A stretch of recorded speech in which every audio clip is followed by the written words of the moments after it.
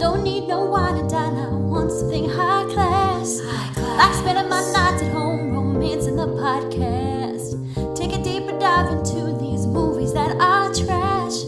Meet what's in a bookstore, and then we'll smash. Roll call. Todd. Paige. The other guy. Oh yeah, Mikey. Thank you for tuning into Romancing the Pod. You had us at hello. I'm Paige Wesley. I'm Mikey Randolph. And I'm Todd Schlosser. And this week, I made you guys watch The Birdcage. So is this the first time you guys had seen this movie before? Absolutely not. Nice. I've seen this movie a couple times. I like this movie. I like this movie too. All right. So what did you guys think about it having seen it recently? Because for me, I hadn't seen it in like 10 years. And there's some things where I was like, oh, this isn't great.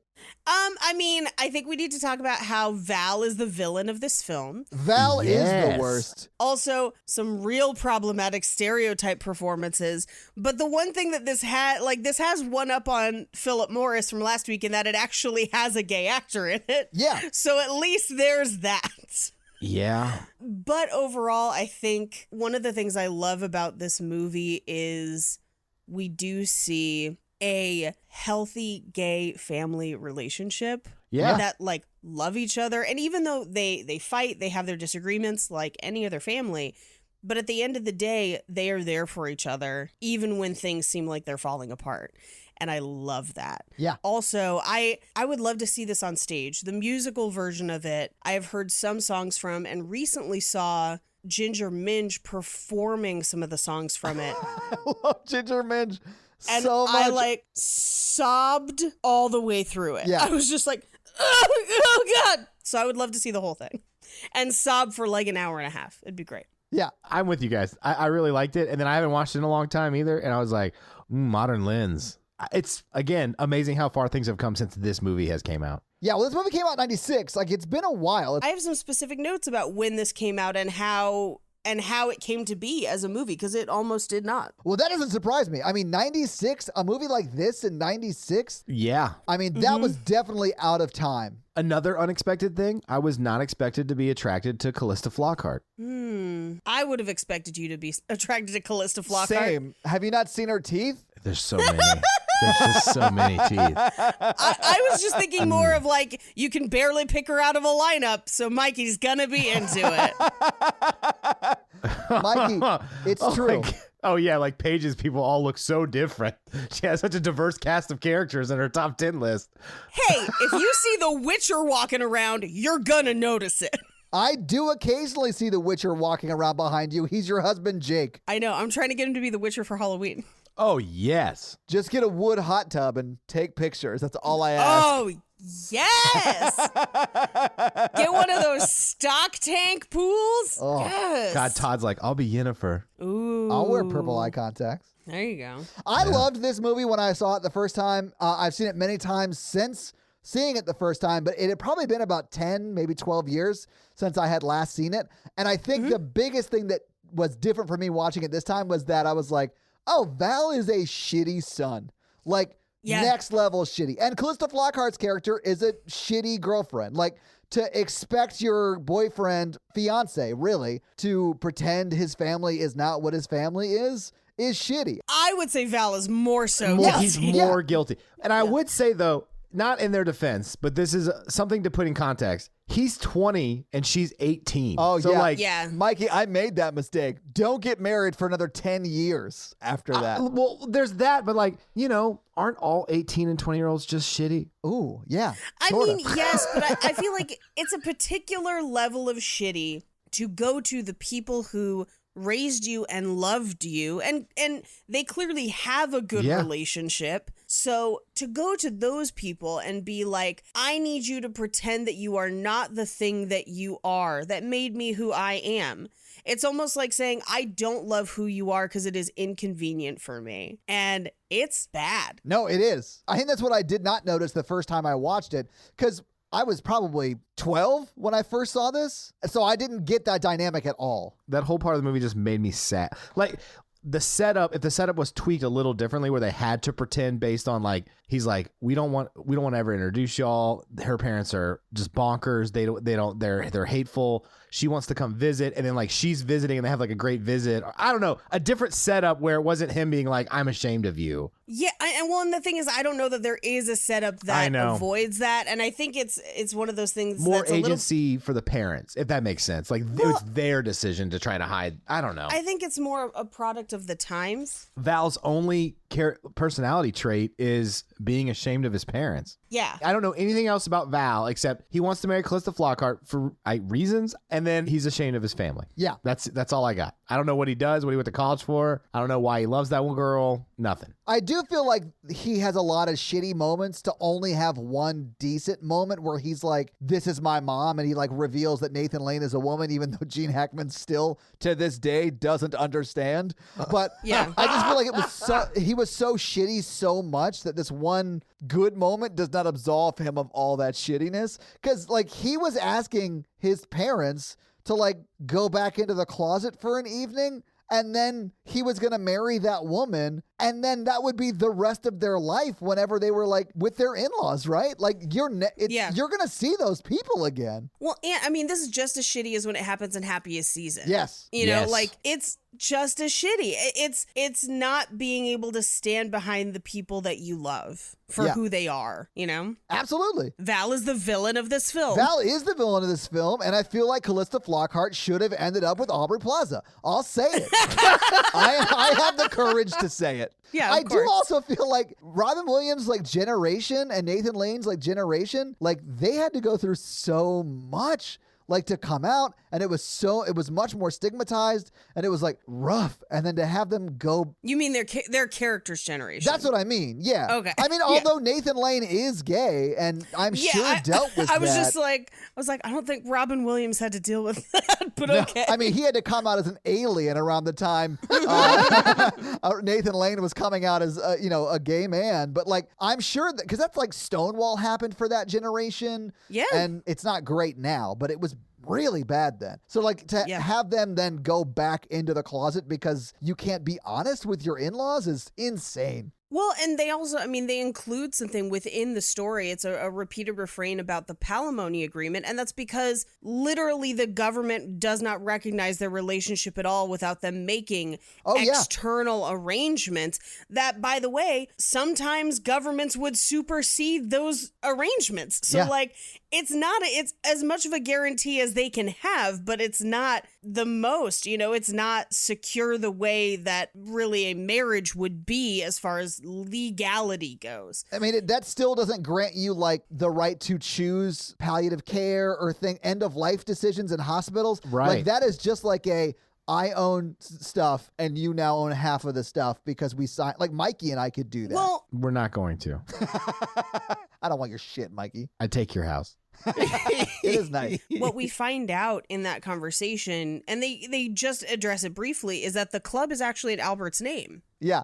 So like that was him trying to take care of Albert. Yes. I cry during that scene every time I watch it. And it's the only time I cry because it's so fucking sweet. And Robin Williams in this movie, I think does an amazing job, but plays like sort of a straight man character. And I realize that sounds ridiculous in the context of what the movie is. You mean in the comedy sense? Yeah, but he is not like Mork from Mork and Mindy. He's not like over the top funny. That's Nathan Lane's job, and Nathan Lane crushes that job. But Robin Williams is like the guy Nathan Lane is playing off of, and you really get to see Robin Williams do like some heavy emotional stuff in that scene. And it just gets me, man. And also, this is like the first time I've watched a Robin Williams movie since he died. And man, I loved him so much. I still have not watched Hook since he died. Oh, yeah. I grew up on that movie. Oh. Okay, so what was the plan for Val and Callista Flockhart here? Like, they were still going to they're going to have his parents pretend to be different people for like a weekend, but like, what about the rest of their lives? That's what I don't get. I think they were literally just going to like have them meet so that they could get married, because at the beginning of the movie, I think she's not 18 yet, because they actually say it. So she's like turning 18. I think the plan was have them meet so that her parents aren't suspicious, get married, either do the full wedding or just elope it, whatever it is.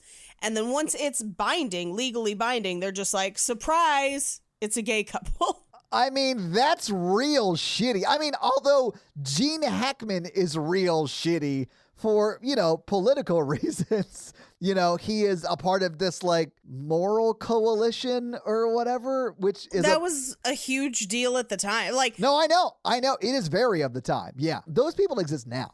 Oh, absolutely. But it was very funny how accurate, but also over the top they played it, where it's like just a tiny bit more than than what was actually happening. Just like a sliver more. And it made it perfectly hilarious. Yeah. Yeah. Some of the kind of in jokes for the politics at the time were very, very funny. Yes. Well, the mentioning of Jeb Bush and all of that stuff, who was the governor of Florida around that time. I honestly think it was funnier for me this time as an adult, as opposed to, I think the last time I watched this would have maybe been in college. Like it's been a while. Same for me, I think. Yeah. So to watch this now as an adult and be like, oh, I get all of these jokes. Yeah. Like this is, oh man, that is, oof. Yeah. It did make it a lot funnier, but also a lot sadder. Yeah. It's a great, for me, I think it's a great movie. I do admit it has some problems, but for this type of movie to have come out in 96, like that came out at a time period where this movie changed some people's minds about how they felt about gay people. I mean, I would hope so. I don't know, like data-wise, if that happened. I think pop culture has had a huge impact on gay. I mean, I'm not an expert. I think so I'm too. just a white, straight male. For sure. I mean, pop culture as a whole, absolutely. I do think what this movie does really well that may have had some of that impact is it doesn't necessarily play the fact that they are a gay family for comedy as much as it just plays aspects of their personalities as comedy. Yeah. But it does play the conservative family for comedy a ton. Yeah. So in a way, the juxtaposition of the two really serves to humanize a gay family at a time when that was not considered the norm in pop culture. Yeah. Although it was happening in life. Yeah, because it's been happening forever.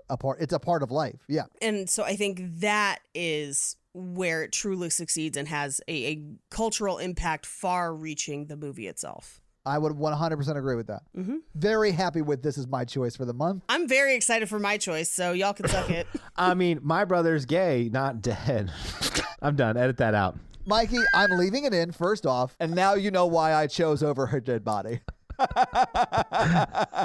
Paige checks out of the podcast. And I have a gay sister too. I know you do. Paige just can't empathize with us because she's never had a gay sibling. So... Yeah, Paige, I wish you would get a gay sibling and you could maybe fit on this podcast.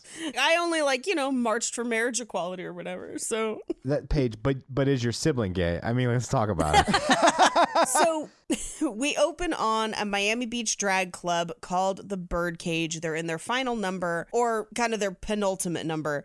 We Are Family. Yeah. And I think what this is they've got the group drag show with kind of their whole stable of queens. And then they have Starina's show after. Because Starina, I think, has a whole thing with costume changes and a whole bunch of stuff. She has her name on the marquee. She is the draw of the drag show. And she sings her own songs. Yes, she does. And everyone else is lip syncing. You're right. Mm-hmm. Have you ever been to a drag show, Mikey? Yes. Yeah, it's super common that they would be lip syncing, which is fine. Yeah. But Nathan Lane actually sings her songs. The big thing right now is for drag queens who can sing to sing live. So I've seen a lot of that recently, which just is up in the difficulty of the game. I have a killer falsetto, so if I was fishy at all when I wore drag, I would 100% do that. You know what? I mean, we're off track already. Controversial statement. Imagine that, us off track. I do not think drag has to be fishy. I don't think drag is a monolith. I think drag is an artistry that can take many different forms, and the important thing is that it is you expressing your art inside. Yeah. So that's just my 2 cents. I completely agree, and I watch every season of RuPaul's Drag Race, the Canadian season, the All-Star season, and the regular season. But I personally would prefer it if I was a little bit more fishy when I was in drag. I showed you the picture, right, of me in drag? Oh, I've seen it. It's not a pretty thing. You need a better wig. That is fair. And like a better face shape, I would say. Face. Yeah, absolutely. Yeah. Mikey, this is the one time we actually agree, Mikey.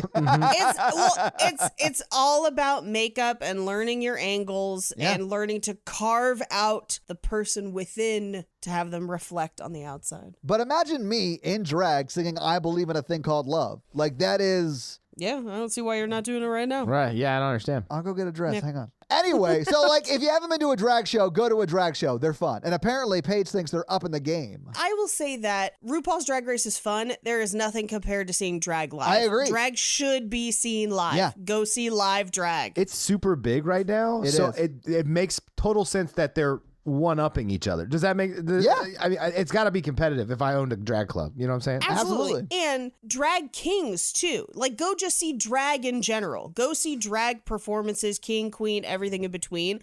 It is always fun and a spectacle, and support it. Go just see all of it. It's great. I saw a drag version of Beauty and the Beast in the Castro a couple years back. All right, we have got to stay on track. We are fucking 25 minutes into this recording. I know. We literally have talked about the marquee. Although, let me just say this. This opening shot is stellar. It is like a helicopter shot, 2 crane shot that is frameless. Like you never see the transition, but the transition happens because it goes from helicopter to crane shot to handheld shot as it walks through the cars and then into the club. The first cut is after it shows the stage manager and he has his first line.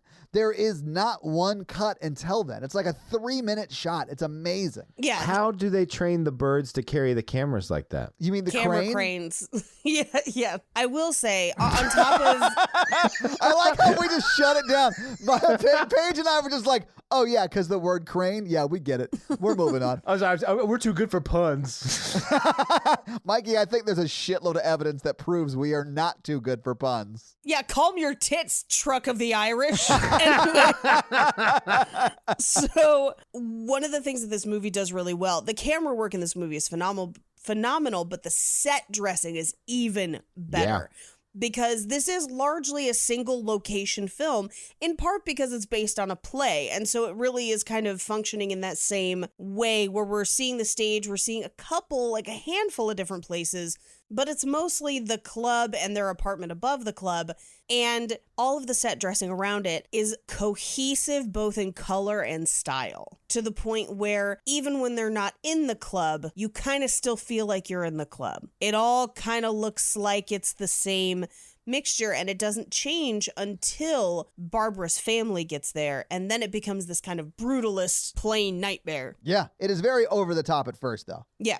Absolutely. Yeah. So as we move through the club, we see Armand, Robin Williams, walking through saying hi to everyone. We find out that there are Kennedys there, and he gives them a free round of coffee, and then walks by and says, "Leave room for coffee," which is hilarious. It's because the waiter is like, do you want to pick up the check? And he goes, is it Ted? Like Ted Kennedy. And they're like, no, It's the younger ones. It would be Patrick Kennedy. And I know that because Patrick Kennedy was a representative from New Hampshire, I think. But he's the guy who ran his car at 3 a.m. into the barrier outside the federal Capitol building in D.C. because he was like high. Oh, geez. And I only know that now because he actually like retired from Congress and started like a let's do better to help mental health and people with addiction and stuff. He's actually like done a lot of great stuff since then. But like that's the reason I know who it is. So it would have been him and his brother. Okay. Anyway, I thought it was funny that he's like, I'm not going to pick up the tab. I'm going to give them coffee. But then he stops by the table to be like, leave room for coffee. I did like that he was going to pick up Ted's check, but not his kids. Yeah. So he stops at his stage manager's booth and asks him where Starina is. And he says that she'll be down in 5. Yeah. We watch as the performers on stage come off and jump out of one costume into another. And Agador, who is Hank Azaria, comes down to the booth and says Starina won't go on. She's still in her robe. So Armand, Robin Williams, sends him upstairs and says, I'm right behind you. And he walks up the stairs as well, but tells the stage manager to get another girl ready just in case. Yeah. So that they can swap her out if Starina's not going to go on tonight. Yeah. But it's like Starina's stand-in. Right. Because the show must go on. If I learned anything from our Shakespeare in Love episode, it's that. Right. But anyway, I think that's a plant, though, because he uses that later to get Starina's ass on stage. Yeah, I think that Carmen always has to get ready, and Carmen's never had to go Yeah, on. Carmen gets ready every night, never performs. Never perform. I'm not sure Carmen exists. Or is one of the other dancers in the other numbers and never ends up having to do Starina's numbers. Yeah, absolutely. Yeah. Yeah. So they get up to Starina's dressing room, and it's Nathan Lane being the best, just shouting about how he won't go on, he won't put on the stockings. I'm dead because Armand doesn't love me anymore, and it's these. And I'm middle-aged, and I'm fat, and I'm ugly, and Nathan Lane is amazing in this movie. At any point that he is on camera, he is never not doing something, which is my favorite, because like even just sitting still in scenes, he's hilarious. But Armand gets upstairs, and he and Armand are talking about how he's like, you don't love me anymore. You don't care about my feelings. You just want me for the show. And this is the first time they bring up the palimony agreement. Yes. Armand is like, well, I don't have it right this second. Is tomorrow okay? Like, what is this about? What is this tantrum about? Yeah. And this is when he drops the, well, I can get Carmen ready to go on. No, the show must go on. And at this point, if they came to see Starina, they will have Starina. But essentially, it's this idea of like, I'm doing it for them, not for you. Yeah, no, that is 100% what it is. And Agador gives her two what he calls Purin tablets, and he's like, "What are you doing? What are you taking?" And I love this. We get this whole lecture of like, I've yo-yoed in weight, and I don't get any validation or encouragement. And if it weren't for the tablets, I wouldn't go on at all.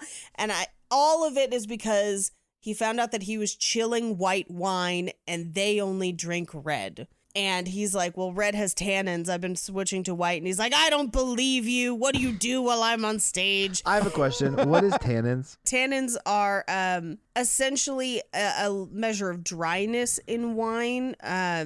They're usually associated with red wine. They're the opposite of the sweetness found in white wines.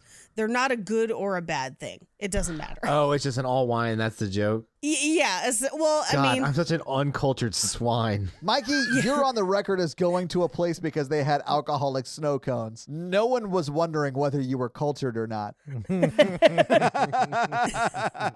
I'm going to get blue coconut tomorrow. When he goes back. Can you get a virgin snow cone at this place? Probably. I would assume so, right? Because they can make snow cones? Because I honestly feel like you should take me, Mikey. Or would we actually go in the restaurant because this is a full-ass relationship? That restaurant's expensive. We probably wouldn't go. I mean, the company will pay for it. It's fine. Let's move on. It looks a little bougie. I think we would have more fun like a Chewy's. Oh, you know how I get at Chewy's. Handsy. yeah, you're going to have to like lick Todd's whole face. Yeah, like he does at the nacho bar. So we cut to the stage. They announce Starina. She does go on. She starts off doing her comedy, and it's like stand-up comedy, which if you go see live drag, there's a bunch of different types of live drag. Sometimes you'll see lip syncing. Sometimes you will see full-blown stand-up comedy within a drag character. So it's almost like you're seeing comedy as that character kind of lives and breathes in that moment. That's some of my favorite. But that's kind of, it seems like it's a combination of the two, which is great. So we cut back to Hank Azaria is still cleaning up the kitchen. Armand goes back upstairs and is like, hey, first of all, what are those tablets? What are you giving him? And he just says, oh, it's just aspirin. I scrape off the A and the S from the pills. So it says It's Purin. so funny. Yeah. Because Nathan Lane's character is like so sure that that's the only thing that gets her through anymore. Right. And it's just aspirin. It's just aspirin. Yeah. So he has Agador take the white wine out of the fridge and chill it with glasses because he is going to see somebody while Albert's on stage. And at this point, we get a little bit of Agador talking about, like, when are you going to let me audition again? You can't handle the heat. It's because he walks in on Agador, like, Yes. with a red wig on, dancing and singing to, I think it's a Madonna song. I might not be right about that. But it's Gloria Estefan, oh, that's dude. right. That's right. I like Agador as, like, I'm a combination of Lucille Ball and Ricky Ricardo. Yes. And he was like, it's horrific. You look like a monster or whatever. That's when Agador is like, well, when are you going to let me try out for you again? And he goes, when are you going to get some talent? He's sort of mean to him. I felt bad a little bit. But then we find out later that, like, he can't wear shoes. So if you can't wear shoes, you're going to have to wear, like, if he can't wear loafers, there's no way he's dancing in heels, right? Well, Yes. I think they're dress shoes, but the what he says in the movie is that all shoes make him fall Yes. over, which is a never nude level of problem. Yeah, it is. So he then kind of questions, like, okay, who are we pulling the wine out for? And as they're pulling it out, a young man arrives, and we do find out that this is Robin Williams' son, Val. But at first, they really do play it like he might not be, like it might be a lover. Right. Especially when he's like, oh, you got your hair cut. Oh, And I was like, yeah. But if you, like, think about it, like, think back on it, you're like, oh, I guess that's sort of appropriate for a dad to do for, like, a 20-year-old son. it is. They just played into that joke a little They too hard. really do. They lean into it, yeah. Well, and having seen the movie before and knowing, to me it seems all dad. But the first time you're watching it, fully you're not sure until they get into the conversation of why he's there. And he's there to tell them that he's getting married because he didn't want to do it over the phone. And Robin Williams' character, Armand, is upset because he's young. Not that he's getting married and not that it's a girl. None of that. He's upset because he's young. And he just doesn't think he's ready for that in his life. He's also probably right about that. Yeah. I got married at 25 and I wasn't ready for it. I mean, some people are just... My parents got married at 21 and 23. Yeah. That's true. I mean, they were born into a different economy, and that does sort of help because, like, one of the biggest reasons for relationship troubles is monetary reasons. So I get that. But, I mean, there are people from my generation who got married earlier than I did who are still together. Like, some of my best friends are almost going to celebrate their 15-year anniversary, I think, this year. My parents were also high school sweethearts, and they divorced for way non-monetary reasons. Well, that also happens. So he thinks his son is too young. Now, I will say at 20, he's probably not done with college. He probably doesn't have like a career yet. So I understand the caution there. well, he's for also sure. marrying a high school senior. Yeah, dude. Oh, well, actually, no, he does say that he met her at school. Yeah, So I think she'd be like a freshman. Yeah. she's a college freshman. Yeah. She was like visiting campus for a weekend. No, she's a college freshman, I would say. It's implied. There are college freshmen who are 17, 18. So like, they've only been together for like 6 months. Yeah. no, a year. She says a year. So if they were together a year, she was 17. Yeah, she was 17. She says it in the very first scene you see her in that they started having sex when she was 17 and he was 19. That's right. They do say that. And now she's 18 and he's 20. Yeah. So he basically talks his dad into it. And eventually Armand is like, if this is what you want, I am happy for you. Like, stay with us for a little while. What's her name? And he says, it's Barbara. And then we cut to Barbara's family. And they're like, you're not even 18 yet, which means she's still 17, allegedly. But then later in the movie, they say she's 18. So I'm going to guess she's 18, question mark. She is. They started dating when she was 17. They've been dating for a year. She's 18. He's 20. Well, but in this scene, they say you're not even 18. I don't know about that, though, because this movie takes place over 48 hours. They don't celebrate her birthday. So, like, she's 18 at the end of the movie. They say she's 18. They always do. I don't know why there's a discrepancy between what they say here, because they do say in this scene, you're not even 18 yet, which is weird. It's not great. Unless she's like barely 18, like she just turned 18, and they're like, you're not even really 18 yet. Then Val he just needs to get it together, man. Like that's. I mean, it's what is I don't know. marriage doing for your 6-month or year-long relationship with a barely 18-year-old? I have no idea, but they've been sleeping together for a year. And has he been tested? Yes, so have I. And her father, we find out, is a senator, and he's up for election, and he wants them to wait until after to get married. But she basically talks up Val's family as saying, like, his father works in the arts. He's on the Council of Cultural Arts. Now, this is a deep cut, but her senator dad then says, not those people that funded the Mapplethorpe exhibit. Are either of you familiar with Mapplethorpe photos? I am not, no. I am. Google that shit. Okay. Can I just describe to you what I'm looking at? Yeah. There's a picture of a man urinating into another man's mouth. Absolutely. It's like, Yeah, Maplethorpe was real intense. So thanks for bringing that into my life. you're welcome. Big black and white pictures of dicks and just naked butts and balls and everything in between. Oh, I'm sorry, Todd. Are you pissed off? Now, if you didn't know that's what it was, that joke goes over your head. But essentially, that's her father being like, okay, yeah, not those people, right? Like, not the people that did the pee photos, right? Like, that, not that kind of art. And she goes, no. He's a cultural attaché to Greece, and his mother's a housewife. Which is like setting them up for failure immediately. Yeah. And it sounded like it was something they had kind of agreed upon ahead of time, maybe? Oh, you mean Val and Callista Flockhart? That she was going to lie. Yeah, I think so too. Yeah. So the phone rings on the desk, she grabs it, and it's Val. She tells Val that she told them and that they're very excited to meet his family. And basically, as she's doing it, her parents are like, wait a second, you said they were in Greece. How are you calling them right now? How is he with them? You saw him this afternoon.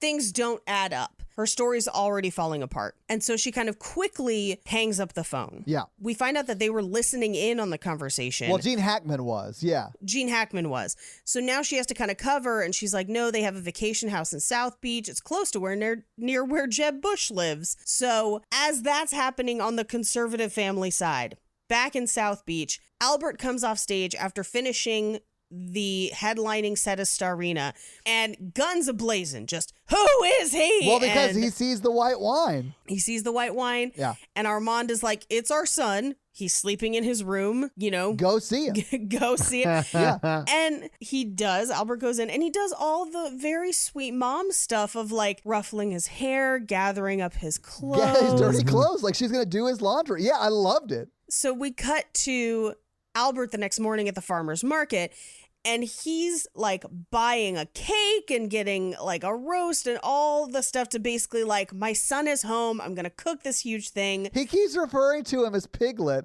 My Piglet's Piglet. home. It's so cute. It is cute. My piglet's home. So we cut back to the house where Agador is making coffee, but it's Turkish coffee. And so Armand is like, this is sludge. This is terrible. Like, what are you making? But this is where he basically tells Albert that the reason that Val is there is because Val is getting married to a girl that he met at school. I love Nathan Lane's reaction to this because it's like, no, he's not. And then Nathan starts talking about something else. And then he's like, wait, what did you just say? Like it was immediate dismissive. And then, oh, wait, what? I loved it. It was so funny. Yep. My favorite is that he starts this line of like, but if you're 20 and you throw yourself away on some dormitory slut, and just like trails. Well, and that's like after he was like, I'm not going to say anything. I'm not going to say anything. And then he says that about the dormitory slut. And then he goes, there, I've said it. We can move on. Like, Which is just like mothers. Can we talk about this? yeah. I mean, I didn't get married till much later, so I never had this conversation but with you know, parents. your mom's going to be like, I'm not going to say anything. You have your life and you make your choices. I'm not going to say anything. I'm not going to say anything. And I'm not going to say anything. And then like 10 minutes later, they're going to say it. They're going to say exactly what they're not trying to say. This is where my mom is different, and it's almost worse because she won't say anything. She'll just look at you and you'll know she's disappointed. Hey, side note, I can't wait to have dinner with your family when they're here in I know. town. Me too. Because I am 80% sure 20 minutes into that conversation I have with your mom, I'm going to get that look from her. And then I'm in the family. And then to get out of it, you'll just be like, did I mention Paige wants Henry Cavill to spit on her? Now the attention's back on her, like away from me. Paige, she knows already. I mean, she probably didn't hear the episode, but she knows. No, she listens, but I'm sure it wasn't a surprise. My favorite is he's not going to say anything. He says what you think is going to be the like dormitory slut, and then he follows it up with, our baby's going to leave us and we won't have any others. Yeah. And Not without a Armand miracle. is not without a miracle.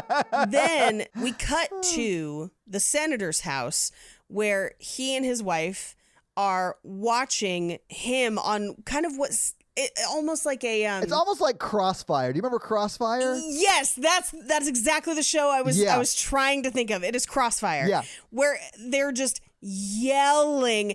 And my favorite is they're like, it's a wonderful show, the most intelligent show on television. And they're just like screaming at each other. It literally is 4 people talking over each other Yes. 100% of the time, which is honestly 75% of this show. Yeah, that's true. It's just 3 instead of 4. Yeah. Yeah. But then he also claims that Bob Dole is too liberal. Oh my gosh.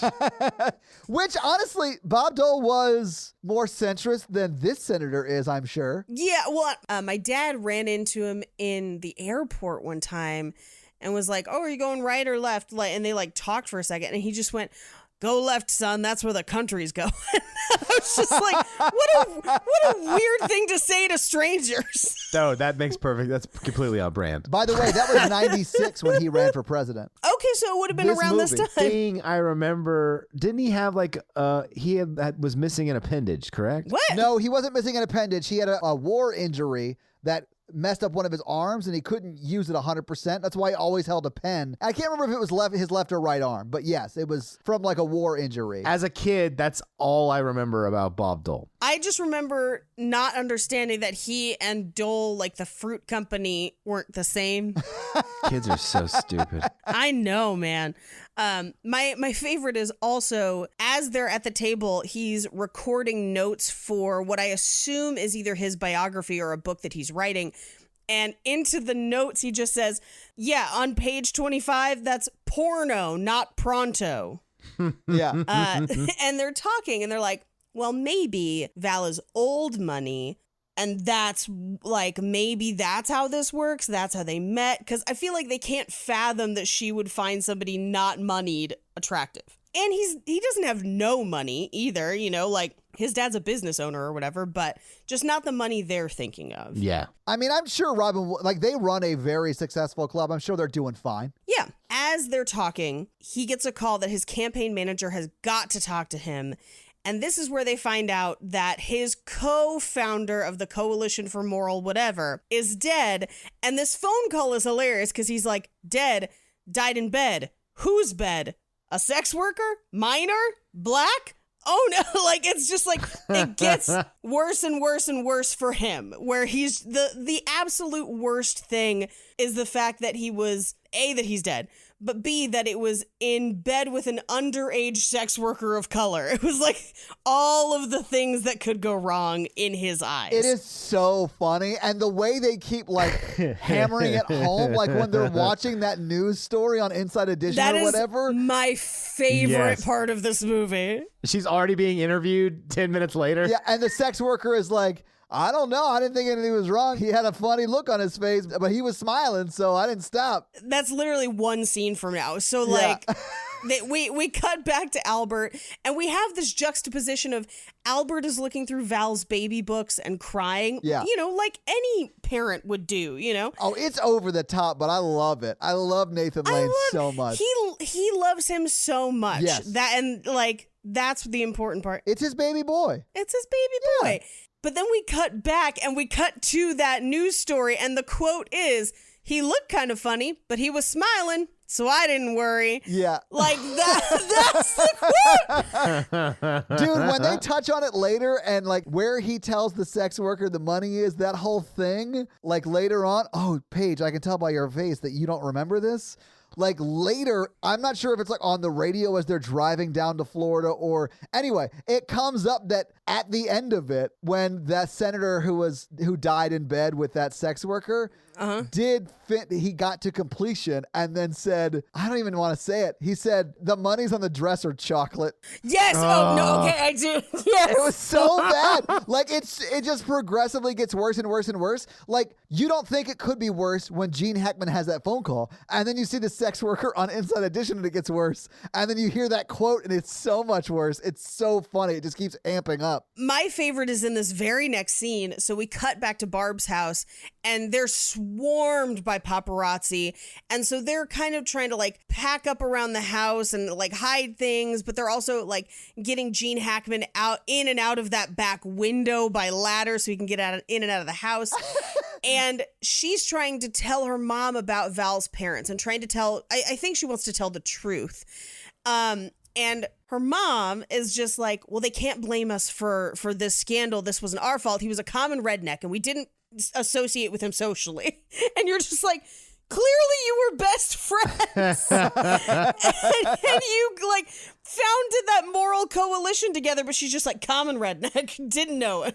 So Gene Hackman climbs through the window, and the three of them, without listening to what Barb has to say, decide that the solution is like a big, white, pure, pristine wedding. Yeah, the only thing that could fix this scandal is a white wedding. White wedding. Yeah. And they do at one point say, love and optimism versus cynicism and sex. We could get the Pope's blessing, but he's too controversial. So this is where she tells them that his dad's name is Armand Coleman, not Goldman, because we do know they are Jewish. Yes. Coleman, because it sounds more white, Anglo-Saxon, Protestant. Not Jewish, really, is what they care about. That's why they debate the D. Yeah. The whole time through the movie Yeah. is because the D would make it a Jewish last name. Yeah. So they decide that they're going to go to dinner with his family and then spend the night with the Bushes. The family. Right. Not With plants. Jeb Bush specifically. What a sleepover. Jeb! Exclamation point. Please clap. Please clap. The phrase that ended a political campaign or a presidential campaign. When his campaign catchphrase was just his name and an exclamation point. Jeb. Jeb! I lost my mind because I was like, first of all, Jeb is a crazy name. Yeah, like, it that's is. such a weird name. It sounds like a soft drink. It does, like a diet soft drink. Yeah, drink Jeb. Drink Jeb. Or 0-calorie diet Jeb. Diet Jeb. Jeb Zero. Jeb Zero is great. Get over here. And it's just a can of Jeb Zero. So we cut to Albert is rehearsing his new number and fairy dust, fairy dust, fairy dust. And his dance partner is like not in it to win it and smacking gum the whole time. And like grabbing himself and just being a little obscene, and it's offending Nathan Lane. Yes. And he says, well, he keeps chewing gum. It helps me think. Then you're wasting your gum. Dude, all the many callbacks to the gum in this one scene yeah. are hilarious. Oh my gosh. It's so funny. So the other dancers being a problem. Yeah. And Armand kind of has to break it up, and he's trying to explain to the dancer the theme of this number.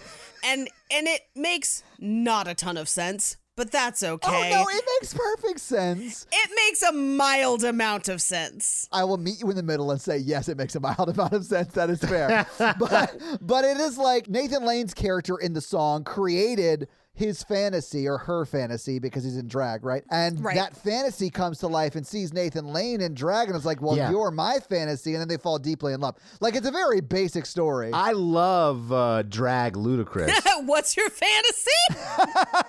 I did it. You made a music joke. I do love that the dancer who was like chewing gum because it helps him think then says, I don't get it. And then Nathan Lane from the back goes, chew more gum. Yeah, it's my favorite. It's so good. Nathan Lane is so good in this movie. But also, as Ludacris said, whips and chains, handcuffs, smack a little booty up with my belt, scream, help, say my... Okay.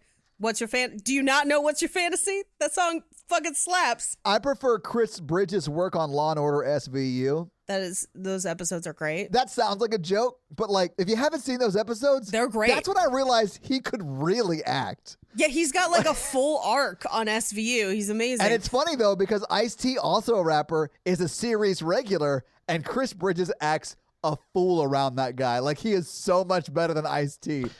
Do you think he didn't learn in the Fast and Furious franchise films? He had the support of his family. But also, What's Your Fantasy is a fucking classic, and I can't believe you do not know this song. I don't know its lyrics. I've heard the song. I'll be honest with you though, guys. If we do the next Fast and Furious movie for one of our podcasts, and one of them dies in a truck, I'm going to be very triggered. I don't know why we would do it. It doesn't fit for either. We were going to do Bromance Month on Romancing the Pod. The only way we would... Well, first, I don't think the original Fast and Furious is a bromance. I will stand by that statement. I will say that I would do the Fast and Furious franchise as a spin-off podcast. I don't have that kind of time, Mikey. Well, it'd be a mini series. There's only 12. I already have not slept since the 90s. Yeah. I mean, these are the things that I would love to do if we didn't have day jobs. Yeah.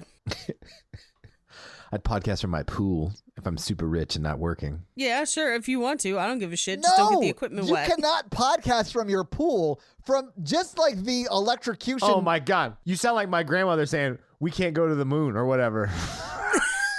So Val asks Armand to go upstairs.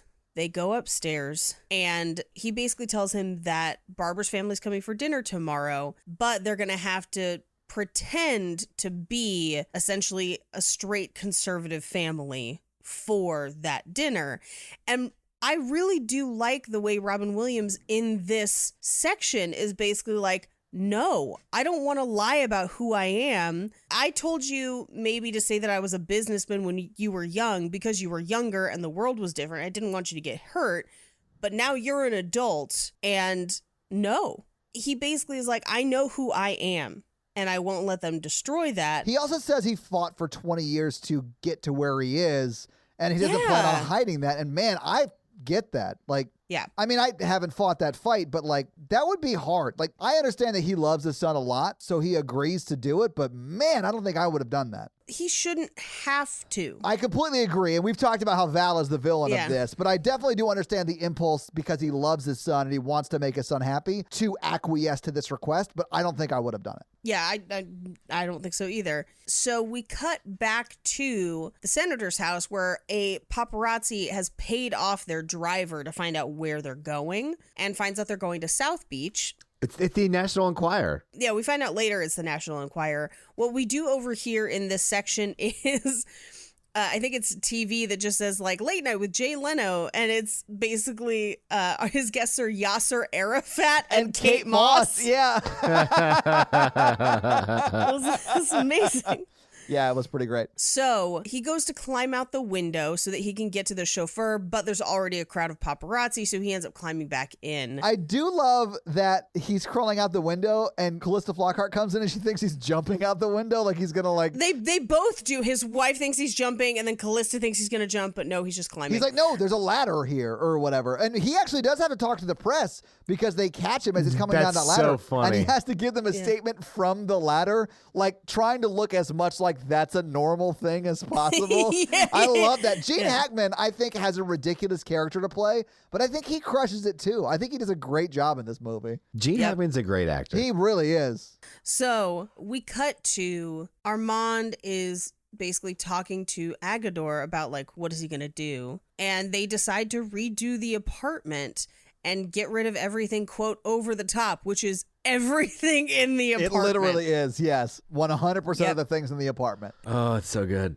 Well, and he tells Agador that he'll have to wear a uniform, and there is a don't ask, don't tell joke in there Yes, there because is. it was still in place at the time. Yeah. And they decide that they'll get Albert out of the house in the morning so he can stay away for a few days and just be out of the way. But as Val is kind of like, thanks for doing this scene made me cry. It breaks my heart because he just says, do me a favor and don't talk to me for a while. Yeah. Which is brutal, but it's basically like, I am hurt that you are making me do this. I'm doing this for you because I love you, but don't talk to me for a while. Like, I don't feel good about it. I mean, I sort of get it, though. He's like, I'm going to need a minute to process what you're asking me to do. Yeah, absolutely. So we cut to the senator and his family are driving, and the paparazzi are following them on their drive to South Beach. Yeah. We cut to the next day. Armand and Albert are on the beach, and he's trying to convince Albert to take a few days off because you look tired. Which is the worst thing to say to anyone. It's terrible. Yeah. It's bad. I mean, they have ulterior motives. Like, I understand why they're saying it, but like, this begins the section of the movie where they are just shitting on Albert for like 45 minutes, and I feel terrible for him. Yes. Well, and we cut back into the apartment. They're packing the statues. And my favorite is they put Playboys in the bathroom. They get that mounted moose head. And it's just the don't add, just subtract. Yeah. And we see Hank Azaria's character, Agador, being fitted for a uniform. But we cut back out to Albert, and Armand, and Armand is just doing anything he can to keep Albert away from the apartment. It's the like, I'll buy you anything you want. Well, like, I don't want to go shopping right now. You know, oh, my ankle. Let's just go straight to the emergency room. The whole ankle thing was hilarious to me because Albert is like is close to walking inside, and Robin Williams just out of nowhere goes, ah! Like, Yes. and you could see he didn't hurt himself. Yeah. I just thought it was hilarious. Well, my favorite is when Albert walks into the apartment, because they do finally get to the apartment, Yes. and he screams, "We've been robbed!" And the apartment is empty. Yeah. like not just things of value, knickknacks, clothes, like Knickknacks, paddywhacks, all the dogs didn't have bones. Give Armand a bone. well, they can't because the bed is gone. So like, but it's things that people wouldn't steal are gone. It's they've completely cleared the place out. And Val says, well, they'll be back. Like, everything will be back to normal by the time you get back. And he's like, well, where am I going? Why am I going? And they reveal that the dinner with her parents is that night, and they thought it'd be better if he wasn't there. Yeah. Which is Heartbreaking. super painful. Yeah. It is heartbreaking. He is one of Val's parents. It's his mom. I mean, yeah, Albert raised him since he was a baby. I think it's fine to refer to Albert as the mom. That's what Val refers to him as. Yeah. So, Yeah. yeah. And so it's so mean and so painful what they do. I think Val's a sociopath. I mean, I don't like him in this movie because he doesn't seem to care about anyone else's feelings. That's what I mean. Like, he does not see his quote unquote mom, Albert, as a person with feelings. Yeah. It's real sad. I mean, he does later in the movie, so I guess he's not a sociopath, but like, it is a solid movie time of like 48 hours where he's treating her like shit. Yeah, terrible. And Albert basically takes their toothbrush and leaves, and he literally walks out. Armand follows him, and he just says, like, my heart is breaking. And Armand is like, well, you can stay. He says, I don't want to stay where I'm not wanted. And he has like a panic attack at the restaurant. But this is where Armand basically sits down and is like, this is not because you're unwanted or unloved. This is because her parents are assholes. Right. That doesn't make it okay. No, it doesn't. It doesn't make it No. okay. If her parents are assholes, you tell them they're assholes and they're not invited to shit because they're assholes. Or they're not invited unless they're going to be kind. Yeah. Like that's how it works. And I mean, hey, they should show up to that dinner and get the real what everything is. Everybody at their most real and not a lie. No, absolutely. And if they can hang, great. And if not, then we set some boundaries for when we hang out with them if we choose to. Yeah. So they take a seat at the restaurant. They order the usual because it's literally like on the corner where their club is. So they go there all the time. Yeah. And the deal that he makes is that Albert can be the uncle. They'll pretend that he's an uncle so he can at least be there to meet the parents. Yeah. But they want him to try and code himself as straight. Oof. And he is not good at it because it's not who he is. And it's also straight stereotypes. It's not like, you know, it's a whole spectrum of what people could be. Right. But he's trying to pretend to be something that's not him. And it's even down to like trying to butter toast or walk. And he does do what's kind of hilarious is a pretty convincing John Wayne walk. Yeah. Yeah. But it's He does. but it's like a T-Rex jazz grapevine kind of. And he gets back to the table. He's like, was it bad? And Armand is like, no, I just never realized that he walked like that. Like, it was perfect. I don't know why, but every time someone in this scene said pierced toast, I couldn't help but laugh. Yeah, I've pierced the toast. So I don't know why that was funny to me, but it just made me laugh every time. We cut back to the senator, and we see that they are literally trying to lose the paparazzi following them. Yeah, like swerving off an exit ramp and stuff like that. Yeah. Yep. But they follow him because the National Enquirer don't quit, baby. And we cut back to the restaurant where he's like, how about them dolphins? And then trying to shake hands. And it's just not working. But in the process, they end up getting in a fight with another restaurant patron. Yeah. And my favorite is that Armand, who has been the one coaching Albert on how to be straight, he tries to step up to this guy and is like, tough gazongas. And I'm like, that's not a thing that anyone ever says. And the guy at the table stands and is much taller than they Very tall. anticipated. Like a foot taller. We cut back to the apartment, and Albert is basically putting ice on Armand's head and just says, he looked so ridiculous when he sat on you and banged your head on the ground. He didn't even know how to box. I thought that was so funny. So funny. And as they're kind of sitting there recovering from a very emotionally eventful morning, Oh, yeah. we see Agador watering the plants and cleaning like the patio in a thong. And Val is like, could we hire a straight maid for tonight? And he's just like, no. Like, first of all, what do you think this is? Secondly, there are no straight maids in South Beach, is what he says. And on top of that, Albert is staying. He's going to be an uncle so that he can be here. Right. And he basically argues, well, then we need a woman as a mother to pull that off. Yeah, who can sell that you're actually married or, whatever. Right. Yeah. And so he says, well, why don't I just ask your mother? And so they decide that they're going to call the Birth mom. woman, the birth mom, the woman who carried him, I would say. But has not ever met him. Right. Never met him. Like when they meet in this, I guess they meet on the phone technically first, but when she walks in and he does the reveal, Val does the reveal, he shakes her hand. Yeah. Like they don't know each other. They don't know each other, but it's not in a traumatic way, I would say. I would think it's just more of it would almost be like he was adopted. I mean, he is. No, I mean, absolutely. Yeah. Armand is his biological father, but that's kind of the scenario in which it is, where he doesn't have any real emotional ties to her. She's never been there. Although what we find out is she's just lived like down the street, and not down the street, on the other side of town. Yeah. And he's known this the whole time. So like, it's not a secret they've kept from him. She's just a person that hasn't been a huge part of his life. Yeah. But she does agree to see them. And so Armand and Albert go to her office, and he leaves Albert in the waiting room. He goes in. They have a conversation. She's between husbands right now. And we find out that they met doing a play 20 or some odd years ago. Yep. 21. 21 probably. Yeah. If the math is correct. Yeah. Well, and she does say, the money you gave me helped start this place. And he says, and we got Val for it. So what I suspect happened, because we do reveal that they did at one point have sex. Yeah. Like a one drunken night.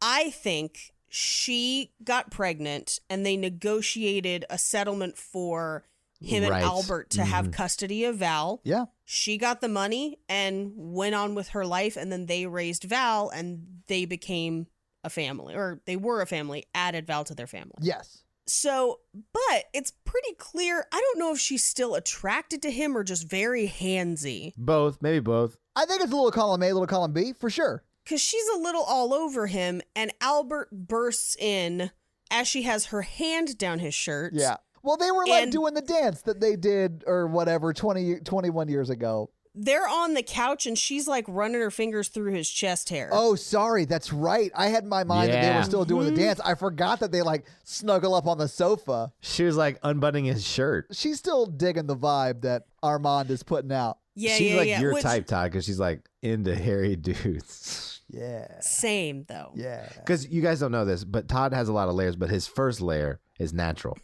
It's just fur. Yeah, my first layer is straight up fur. I mean, I can't throw any stones. Like, you seen my type? It is The Witcher plus hair. Honestly, Paige, your type is like attractive me. Like if I was attractive. Bigger you. That's what I mean. You're Captain America before he takes the super serum, and Jake Yes. is after. Dude, you don't have any idea how close you are to the truth. Like, I don't think you knew me at my skinniest. Like, this is me bulked up, Mikey. I'm jealous of you can grow good facial hair. I can't grow good facial hair. No, you grow not good facial hair. It's like patchy. Yeah, I know it's patchy. But I also grow hair where no man should have hair. And the inside of your forearms? No, the tops of my feet. I thought that was your stepdad's thing. No, he's not my stepdad anymore. I know, because of what he did to your feet. Well, no, actually, my mom stayed married to him for like 7 years after that. Actually, that's Jeez. terrible and terrifying, and I'm sorry you went through that trauma. Now I feel like a dick. But hobbit feet are a natural phenomenon, Todd. They are. In Middle Earth. I did 23andMe, and it's because I'm like 4% Neanderthal. That's a big percentage. It's also why I don't have a hairy back. Like, you can like look at that, and it'll tell you like why you have certain things. It's actually really cool. That's like Jake's back isn't really all that hairy. Shoulders a little bit. Yeah, it's probably because he's got some Neanderthal in him. Yeah, he does.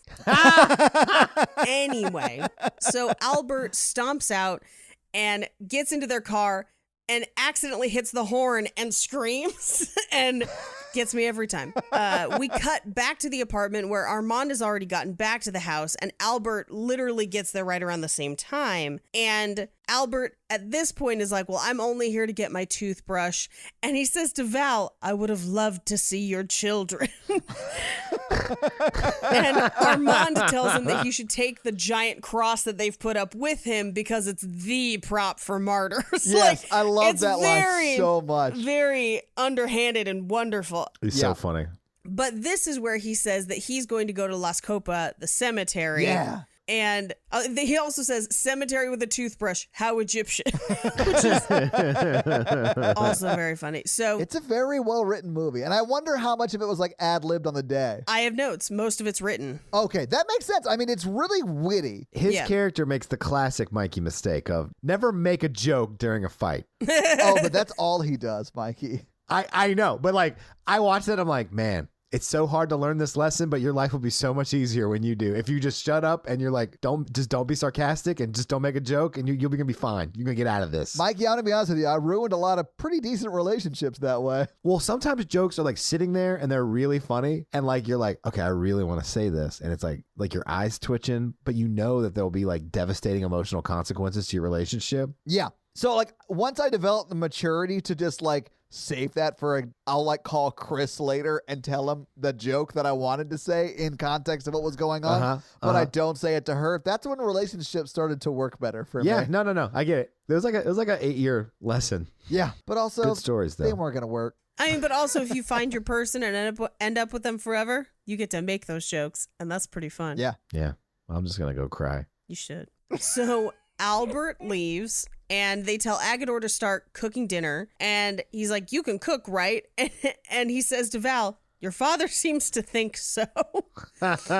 So Armand finds Albert at the bus stop and he basically tells him there's a better cemetery. I already bought plots and now I'm going to have to buy plots at the cemetery you're going to so that I can be next to you so I never miss a laugh. And it's very sad and sweet. This is that scene where I cry in. It's so good. And Robin Williams does some like heavy emotional work here. And so does Nathan Lane. But like, Yeah. you just don't expect it as much from Robin Williams, I think. Yeah, well, and this is also where they introduce, he has the palimony agreement, and Yeah. we find out that the club and everything has been in Albert's name the whole time. To basically, so if Armand passed, Albert would have it. So the palimony agreement, in reality, is almost a better deal for Armand, but they sign it, and it's basically like, hey, we own these things together. This is something we've worked on, and it kind of solidifies legally a relationship that I think has been solidified for years. So they own half each other's lives now. Yeah. And he does say, there's only one place I call home, and it's because you're there. Yeah, that's the line that gets me, man. It's so sweet. I just love it. That is very sweet. I cried all the way through it. So, cut to Catherine's office, the mom, and they call her and basically tell her not to come. But this is where you overhear the radio of what he said to that sex worker when giving her the money. Yeah. Yeah. It is rough.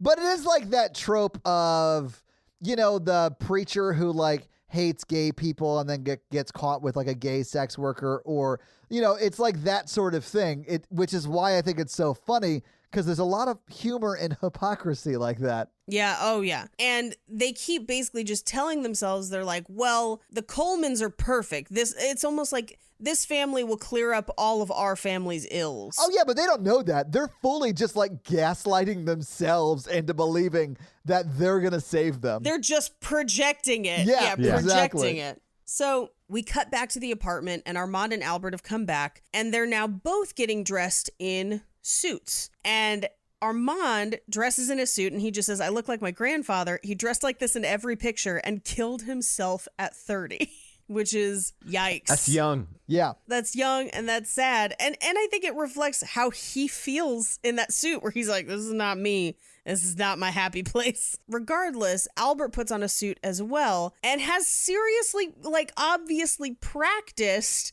to try and appear, coded as straight. And it's just not selling it. He basically says, I just wanted to help you and you hate me. You both hate me. And he basically runs and locks himself in his bedroom to cry because it's an incredibly hurtful situation. It is so hurtful. It's so sad. That's like if we did like a podcast meetup and we're like, Todd, we need you to change everything about yourself. I feel like that's every episode. Like you're like, Todd's voice is ridiculous. Todd, shave the top of your feet. Todd, why's your brother dead? Like, yeah, I feel like that's every episode. Paige likes magicians, and we're gonna, make that a bad thing. It's not a bad thing. So, meanwhile, Albert's in the bedroom. They get a call from Catherine, who's like, hey, I got a message saying that I shouldn't come. Should I, what's going on? And instead, they're like, you should come.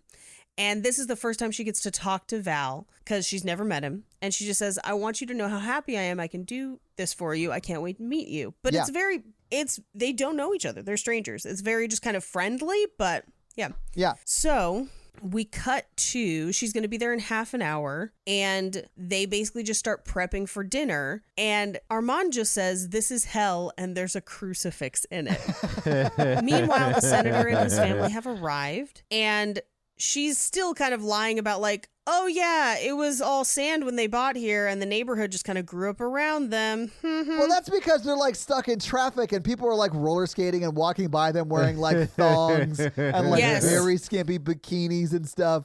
And they thought it was going to be a very conservative area. We cut to back in the apartment. Hank Azaria, Agador, goes to answer the door and doesn't just face plant, but throws himself onto the rug. But you can see he's slipping because he's wearing the loafers now. Yes. I'm not going to make fun of him because I don't know if you guys know this. I'm a bit of a clumsy person. Mikey, we do know that. We know this. You've broken 4 mic stands. Yes. And I do sometimes trip and fall all the way down just by wearing shoes. So I really felt for this man.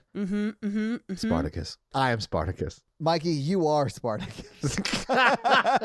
So they let them in, the family, and they introduce them. They sit them down, get them drinks, and they tell them that Val's mother is running late because she was visiting her grandparents, or his grandparents, I should say, in Palm Beach. Yeah. So they have champagne to celebrate and scotch.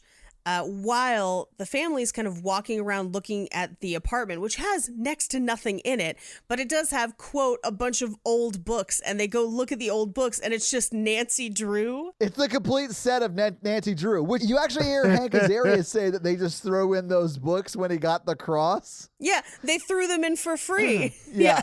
So they sit down, and they're just kind of talking. We hear the engagement story or the end of it, and it's terrible and nonsense. It's so terrible. Yeah. They're asking the senator, how was your trip? And he basically just starts listing off things that he's seen. And at one point, he's just like, here are all the states with amazing foliage. And then at one point, he just says, all the colors, trees, Pennsylvania is nice too. Where it's just he can't even have a normal conversation. It's so strange. I love this part so much. It's one of the funniest understated parts of the movie for me because Yes. Gene Hackman, no one in the room is paying attention to Gene Hackman, Yes. but he's talking like everyone is. And, Yep. and he's just selling it so hard. And then literally after he stops droning on, and then I think it's Val that says, oh, sorry, I was just so riveted by your story, which it wasn't even a story. It was just Yeah. I think he says Purple Mountain's Majesty 4 times in this droning. He does. Yeah, it's so funny. It's amazing. So meanwhile, a phone call comes through on the answering machine, and it's Catherine. She's stuck in traffic, Yeah. and she's trying to let them know. So he basically hangs up before she can keep talking so that they don't hear the message. Yeah.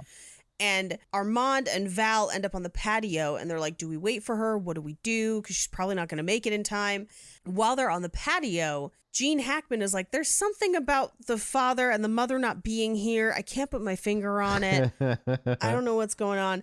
They come back in from the patio, and here comes Mom. It's Albert in drag. Oh, so good. And honestly, she charms the pants off of everybody. Yeah. Like, everybody loves her. They should have just had it be her the whole time. Yeah, because if you let Nathan Lane be who Nathan Lane be, everyone's going to have a good night. Everybody. Yeah. Yes. Mm-hmm. So we cut back to one of the newsrooms for one of the paparazzis. They have on video the National Enquirer team finding out that the senator's going to be in South Beach. So now everybody's going. I love this kind of shit because it's ridiculous. Like, It's impossible. It literally is like a standing person outside the senator's house, like doing one of the talkie segments. Back to you, Dick and Jane, in the studio. Mm-hmm. And they're like, hey, zoom in on that guy in the back. And it's like zooms the camera in, and they're super pixelated. And then for whatever reason, they're also professionally mic'd, so you can hear what they're saying, not just see them. Like, can your camera read lips? Like, that's not how this works. But I mean, I understand narratively why they do it. It's just so funny to me when they do stuff like this. Yep. So we cut to outside the club. The National Enquirer is already there, and there's no name on the bell for the building. They can't find anybody, but they see that Armand Goldman's name is on the front of the club, and so they call to see what his deal is, essentially, and find out that he owns the drag club. And so now they're like, so they're in a building owned by a guy with a similar name to what they are supposedly going to see and meet. Yeah. From what we've kind of heard, we suspect that they are there to see the people that run this club, which would have been a scandal at the time. So as they're basically getting ready to serve dinner, Agador comes in and just points and laughs at Albert, because I think he didn't expect to see him there. But Albert just brushes it off like, it's such a problem. We don't know what makes him laugh. We never know what makes him laugh. We do find out why, though. It was the wig. He Later, was laughing at the wig. Yeah, which I thought was hilarious. Yep. They then start talking politics. And my favorite part about this is that Albert, a.k.a. probably Nathan Lane improving, I'm not 100%, but very possibly, just yes ands everything he says. Oh, it's so good. This is my favorite part of the movie, is him talking to Gene Hackman. Yeah. So funny. I love how enamored Gene Hackman gets with Nathan Lane. Yes. Yeah, because she's a great conversationalist, but also because she's just yes-anding. Yeah. She's saying horrifying things. The talk about abortion had me rolling. Oh my they should goodness. just kill the mom and the fetus should go down with the ship or whatever. I don't think we Yes. should kill abortion doctors. I think if we're going to do it, we kill the women. Because if the baby's going to die anyway, we might as well throw the baby out with the bathwater. And I was like, oh my God. It's insane. There's also a section in this where they're talking about the senator that recently passed. And he's like, I'm sure you heard about Jackson and how he died. And we already know from earlier in the movie that Albert and Armand don't watch the news. So he has no idea about this senator, and just winging it says, I don't believe a word. He was framed. That's what Rush Limbaugh said. Yes. So funny. Yeah. And they even, at one point, somebody pipes up and is like, hey, have you noticed that she's at like a Jonathan Swift level of crazy in this scene? Like, we're eating babies at this point, practically. Well, Val says that, and then Gene Hackman's like, I don't know who Jonathan Swift is, but I like the cut of your mom's jib, or whatever he says. The fact that he doesn't know who Jonathan Swift is hilarious to me. It is hilarious. He also, what he says is, she's a passionate woman who follows her heart, and I just love her. Yeah. It's nuts. So as this is all happening, the paparazzis all figured it out. They're all outside the club and then starting to go in the club. Meanwhile, they're still waiting for Agador to finish dinner. So they're playing piano and dancing, and they are all getting along swimmingly, having a blast. they leave a note for Catherine downstairs on the gate to basically tell her, don't come up. We got it covered. Yeah. But immediately the National Enquirer guys snatch that thing and they're like, oh, what does this mean? Yeah, what is this about? Yeah. They all sit down to dinner, and their china is all men having sex. It's like a print of men in sexual congress. Oh, like penetrating, like in the act of penetrating. Yes. Yes. So funny.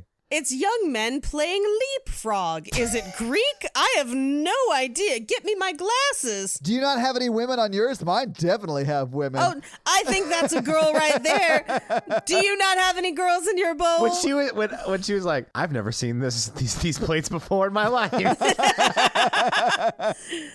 So they serve the soup to try and hide what's in the bowls. The sweet and sour.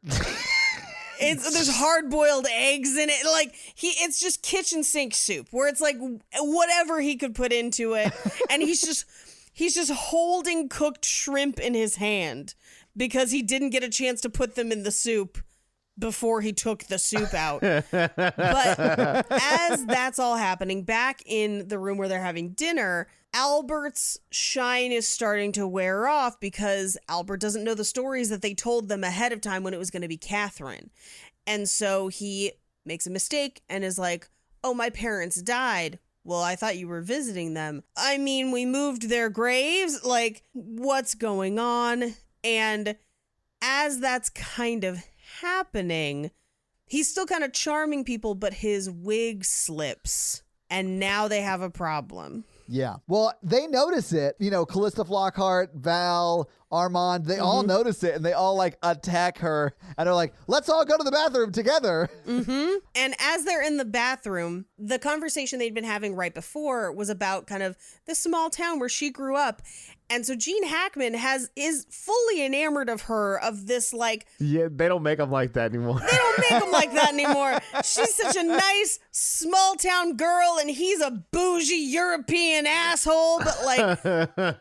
And his wife is like, I don't understand why you like her so much, but okay. Is this where he's like, I have a theory. He's cheating on her. Yes. Yes. So so as that's happening, they're fixing the wig. Catherine didn't get the note because the paparazzi took it. Yes. So she shows up and they're like, oh, it's the live-in mistress. And she just introduces herself as Val's mom. Yeah. And then everyone else comes out to try and like, oh, we fixed the wig. Hello. Like very... I love that scene in Miss Doubtfire. I'm sorry.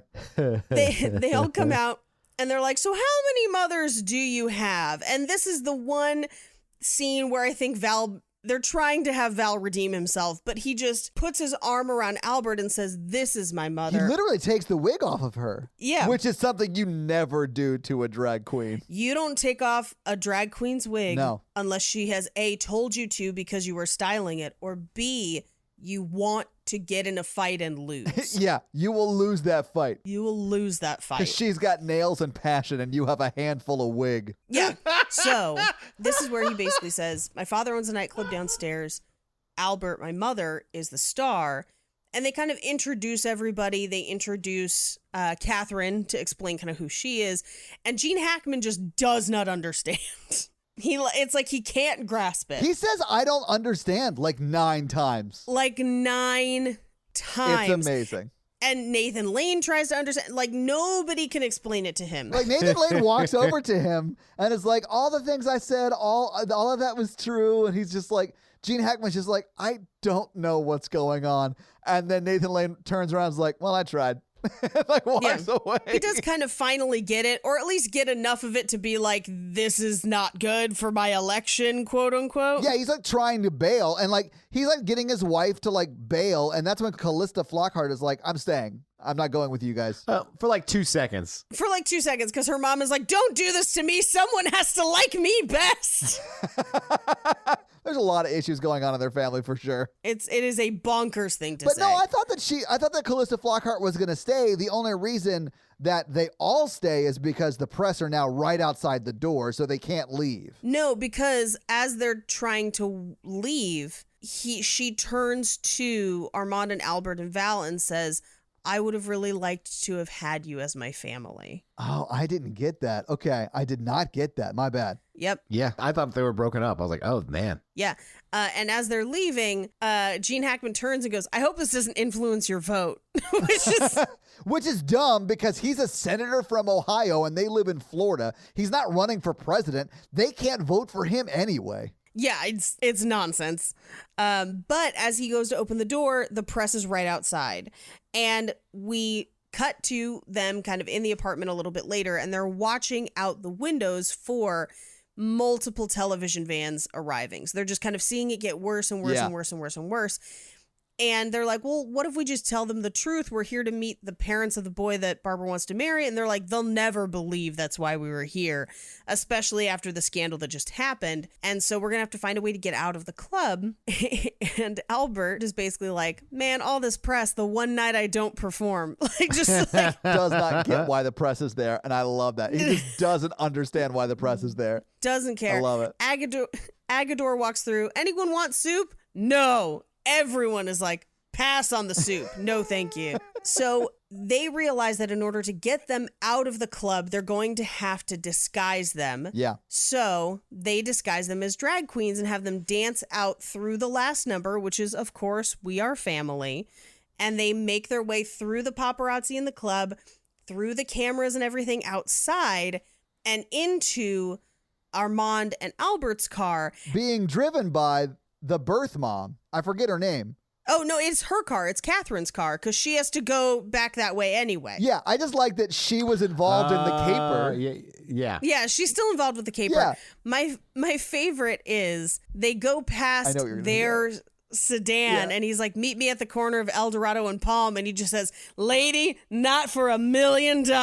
And Gene Hackman is not fishy at all, but I love that he like bought into the fact that Gene Hackman was a lady. It was great. Yeah. We cut to the wedding. Everyone's crying.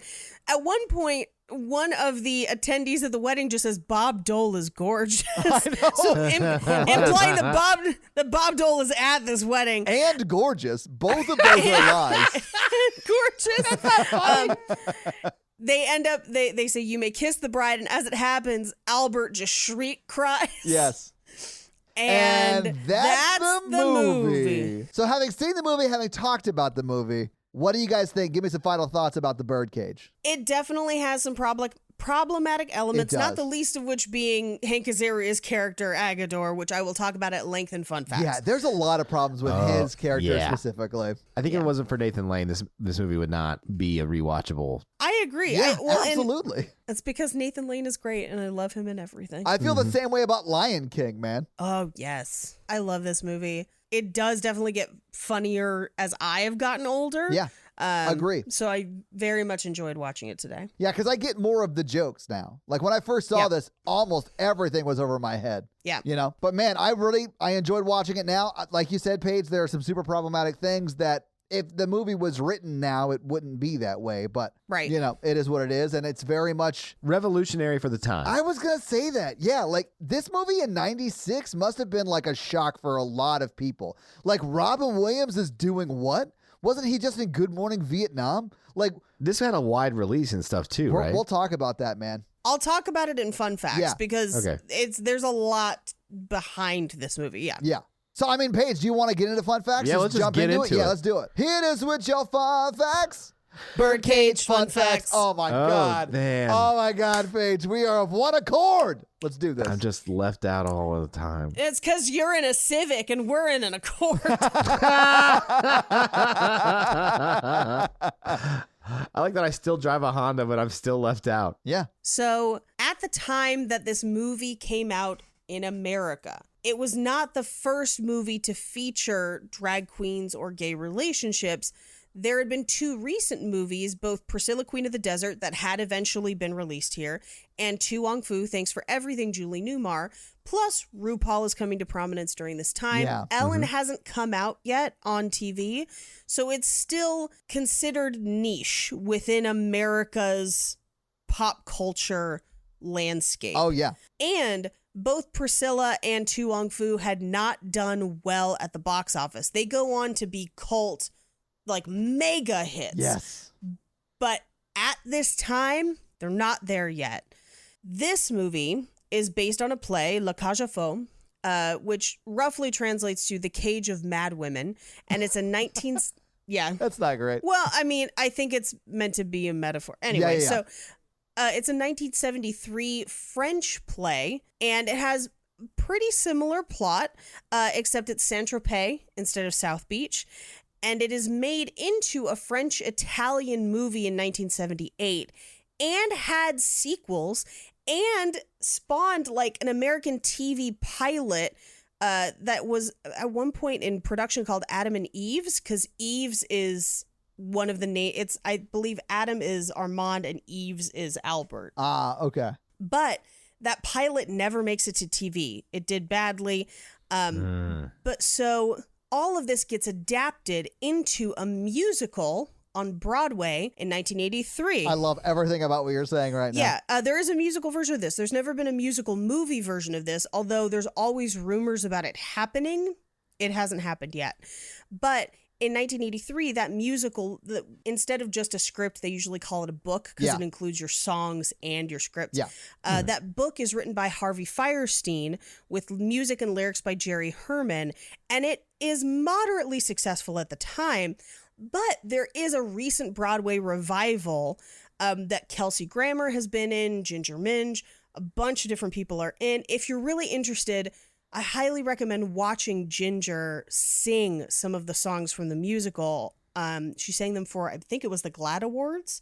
I'm not 100%. I'll see if I can find it and post it in the Facebook group. Beautifully done.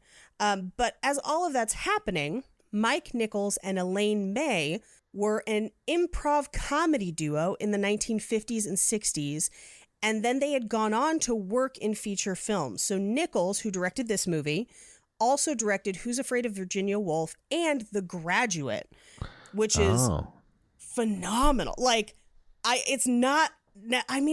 don't think you can justify it as a romantic comedy necessarily, but I love The Graduate. I would love to watch it for one of our shows.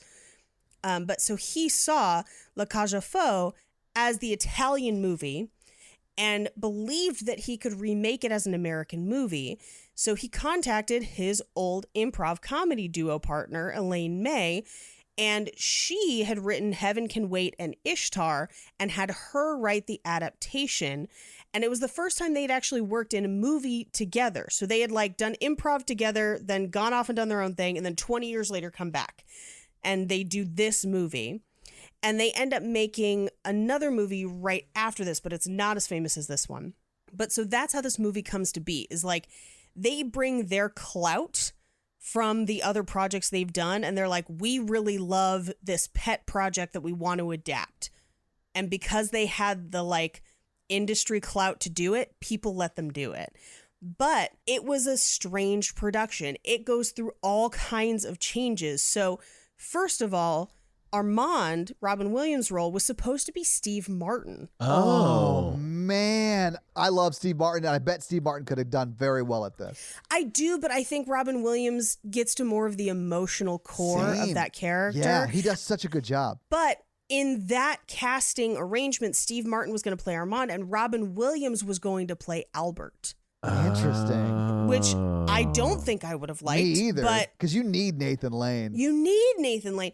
So there are scheduling conflicts for Steve Martin. He can't do it. He pulls out of the productions. And Robin Williams is like, well, that's great, because I didn't want to be Albert anyway. I want to be Armand. And so they're like, what? Like, that's not the comedy. That's the straight role. You're Robin Williams. And he's just like, let me try it. Have you not seen Dead Poets Society? I can do that. Have you not seen Mrs. Doubtfire and sobbed for your whole life? Have you not seen Good Morning Vietnam? I know. Or Hook? Like, I know Hook is a kid's movie and it's got a terrible rating on Rotten Tomatoes, and I don't know how that's possible. But whenever that scene in Hook, when Pockets is like playing with his face and it's just like, you're in there, Peter, I sob every time. Yeah, like, me too. Amazing. I also cry when Rufio gets stabbed. I'm going to say it. It's very sad. It is very sad. So they end up offering the part to Nathan Lane because they saw him while he was starring in Neil Simon's Laughter on the 23rd Floor on Broadway.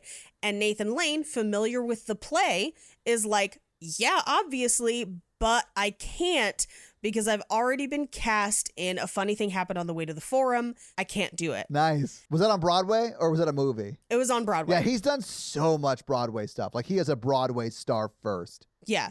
And so Nichols, the director, kept calling him because they kept auditioning other people. And he was like, I keep auditioning all these people, but it keeps just making me think that you're the guy for this. So Nathan Lane is like, fine, if you call the director of this play and convince him to delay putting this play on, I'll come do this movie for you.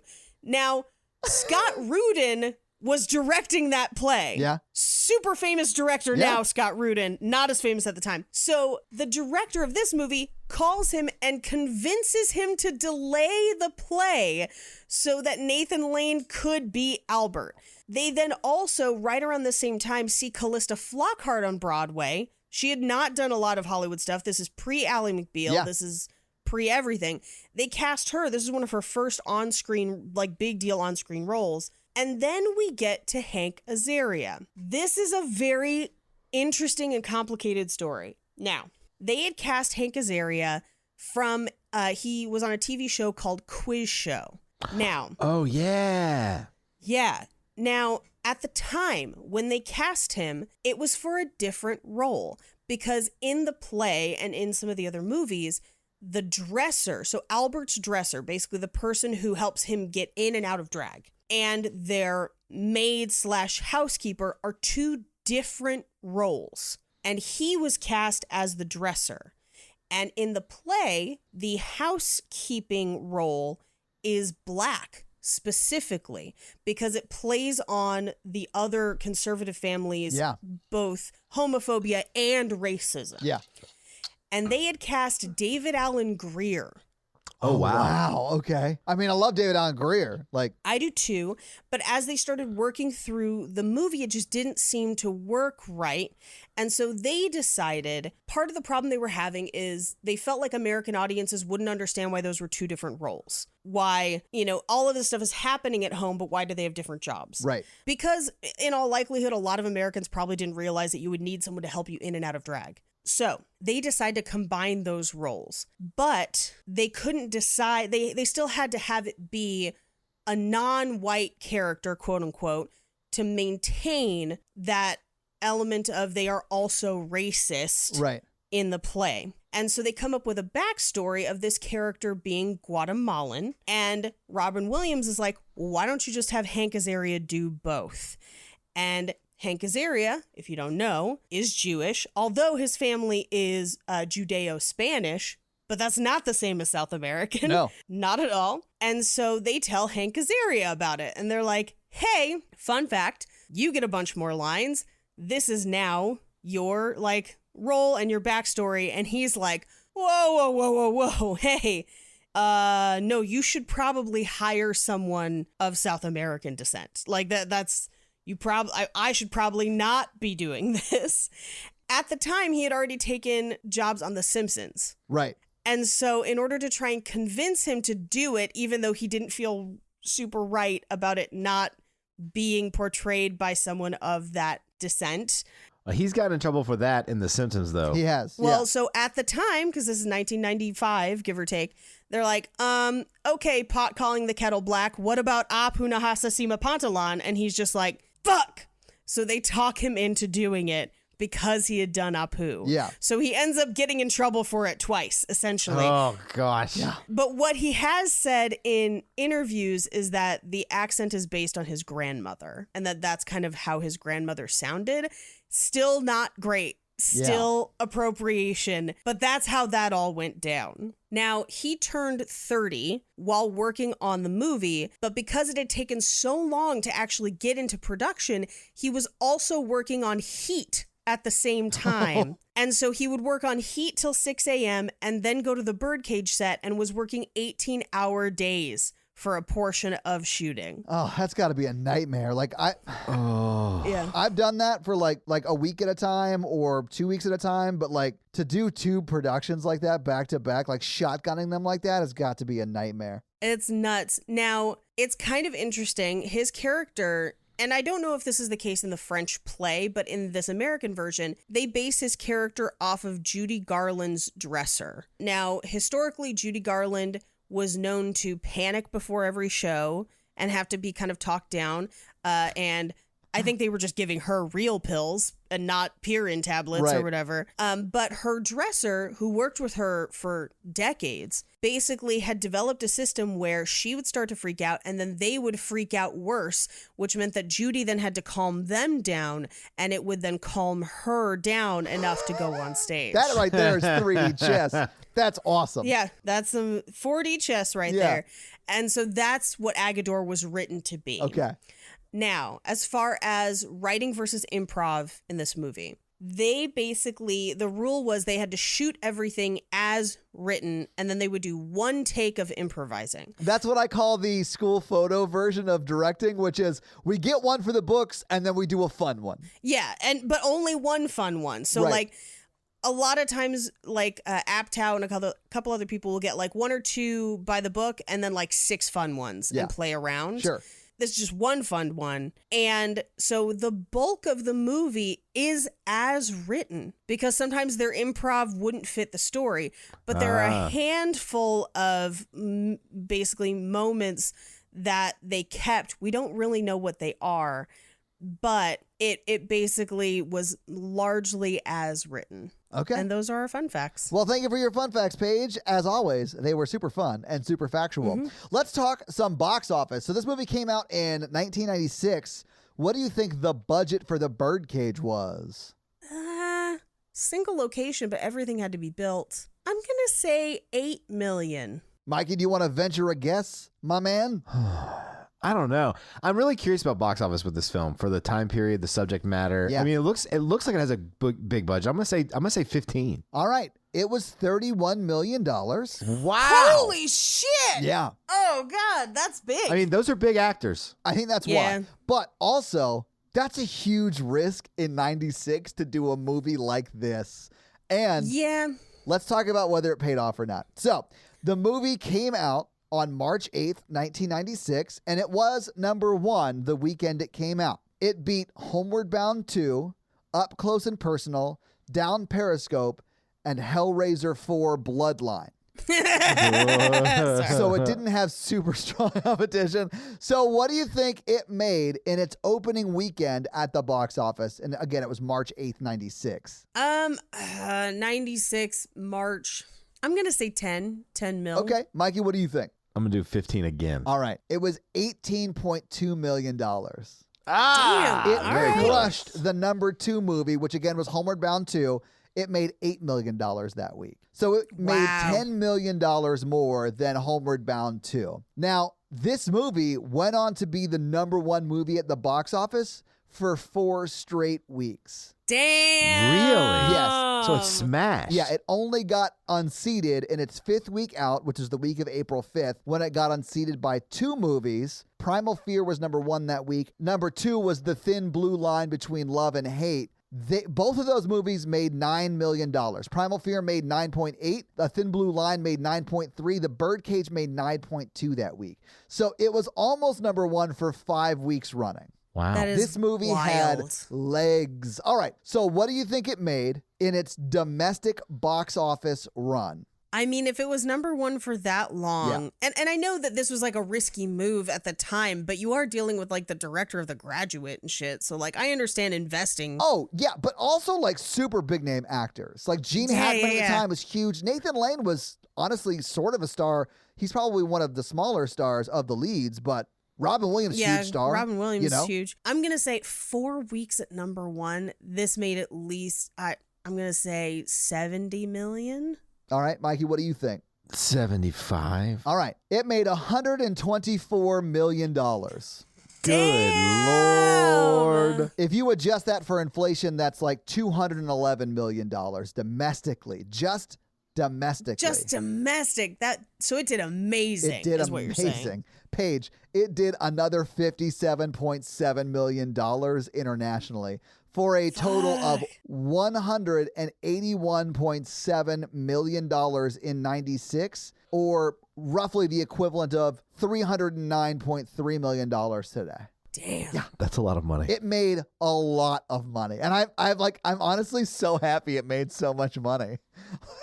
when I looked at the box office for this, because at this time in my life I was very young and very Mormon, so we did not go see it. But like, I was so glad to see how well it did.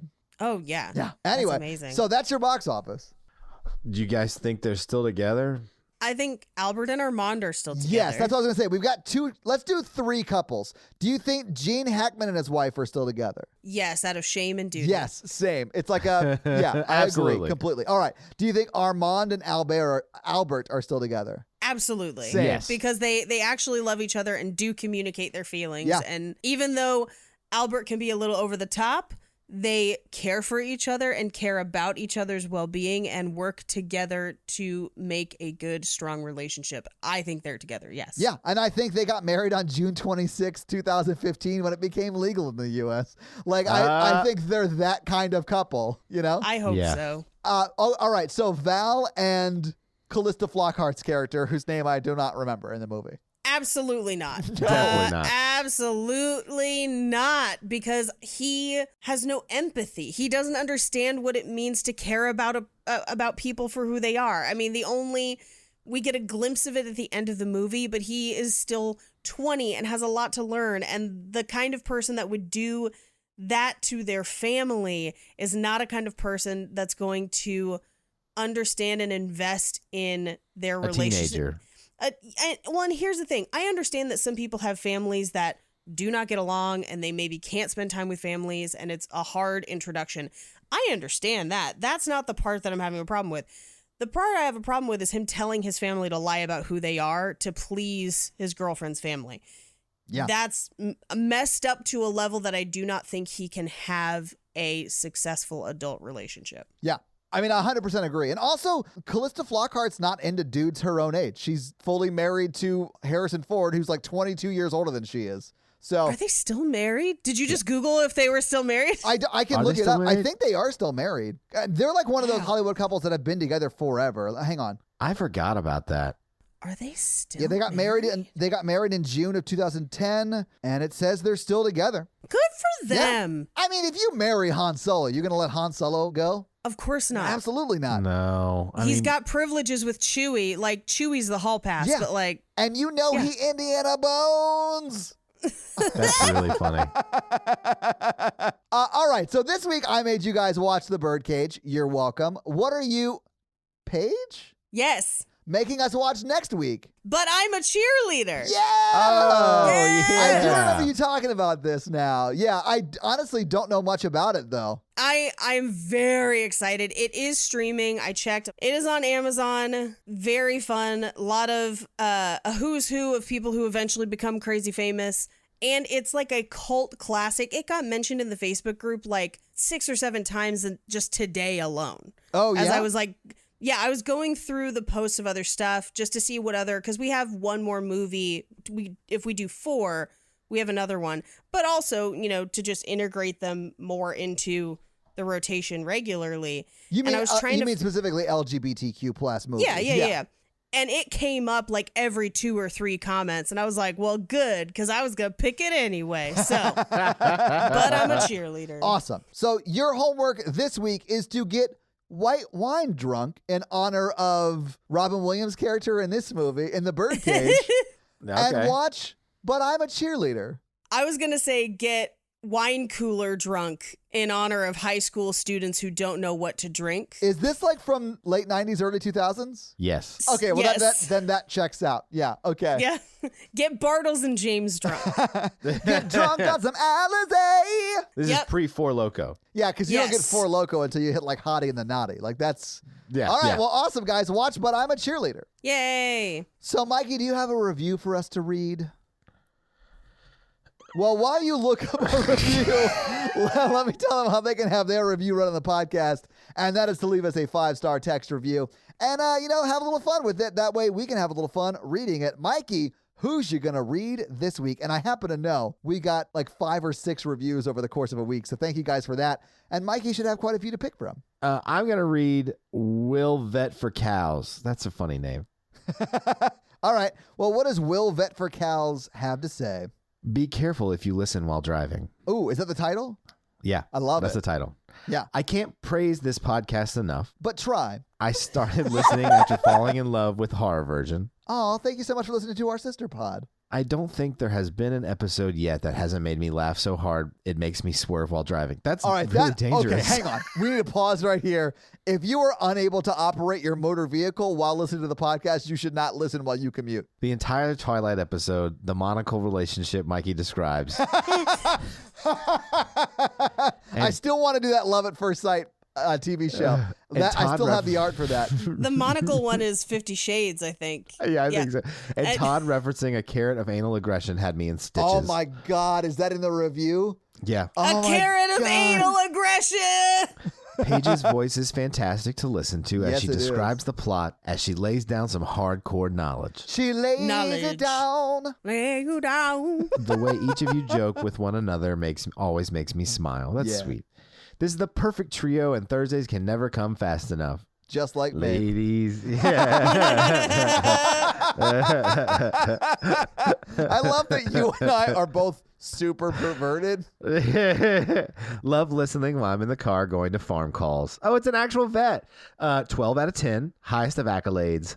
Dina. Aww. Well, Dina, thank you so much for that awesome 5-star review. We appreciate it, and I'm sure you've left a review for the Horror Virgin, so thank you so much for doing that as well. Yay. And go review the Cult podcast if you haven't done that one, because they're awesome as well. So, yeah, guys, if you like this power throuple that we have here on this podcast, make sure to check out our other podcast, The Horror Virgin, and that is the only other podcast that Mikey and I are on, but Paige gets around, and she is on 2 other podcasts, Black Card Rehab, and Cult Podcast. So guys, definitely check out those because they're amazing. If you want to follow us on social, we are at Romancing the Pod Show Yes. on Instagram, and we are at something else on Twitter who I just have never taken the time to learn it. It's just Romancing Pod Show because they have a character limit and it's show SHO like Showtime.